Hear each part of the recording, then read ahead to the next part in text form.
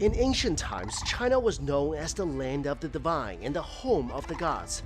In the beginning, the creator arranged divine beings to descend to earth, bringing culture and morality to human beings. Their ultimate goal is to teach humans to cultivate their inner hearts, return to their original true selves, and go back to heaven. And so, Chinese history began. Now, let's meet some of these original divine beings, shall we?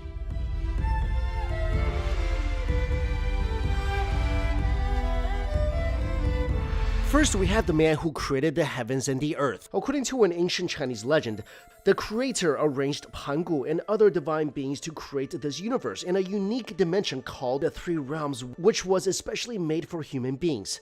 Pangu created this world by splitting over an egg he was sitting in. When he broke open the egg, the top of the egg became the sky and the bottom became the ground. Then the goddess Nuwa created people. She did this by modeling them after herself using clay by a riverbed. The people she molded by hand became rich and beautiful and powerful. But Nuwa found that this took too much time. She got a little lazy. So she took a vine, dipped it into the mud, and flung drops of mud in all directions. When it touched the ground, each drop of mud became a separate human being. Now, after human beings were first created, they were helpless against Earth's natural elements. So other gods descended into the three realms one by one to help them.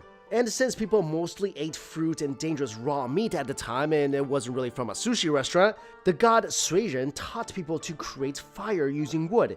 It was said that one day Suizhen traveled to a place called Suiming, a place of no night and day, and out of the reach of the sun and moon. He rested under a tree called Suimu, and there flew a bird and knocked on the tree with his beak, causing sparks and eventually a fire. Suizhen was then enlightened. After seeing how fire was created, Suizhen then taught all the people. But not all was well in this new world, because soon a great flood occurred and almost destroyed the entire world, and only the people who lived on the top of Kunlun Mountain, one of the tallest mountains in China, were able to escape this great disaster. Afterwards, it was said that a god called Fuxi descended to the earth and rebuilt the world, bringing back the balance of yin and yang. His famous invention is the 8 trigrams that is believed to enable human beings to communicate, align, and understand the divine. This symbol nowadays is often associated with Taoism.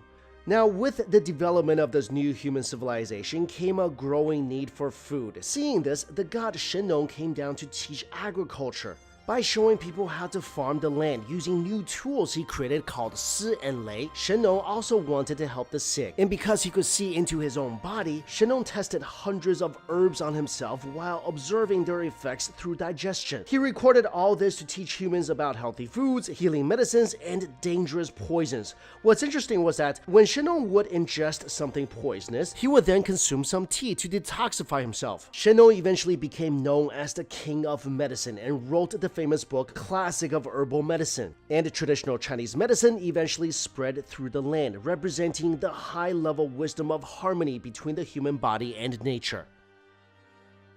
Alright, as you guys can see, when the world first started, it was a pretty hectic, pretty busy place. A lot of people had to contribute, a lot of divine beings had to come and help. Well, it wasn't easy. The story's not over yet, so in the next video, I'm going to tell you what else happened during the creation of the world. Stay tuned. Thanks so much for watching. I'll see you next time.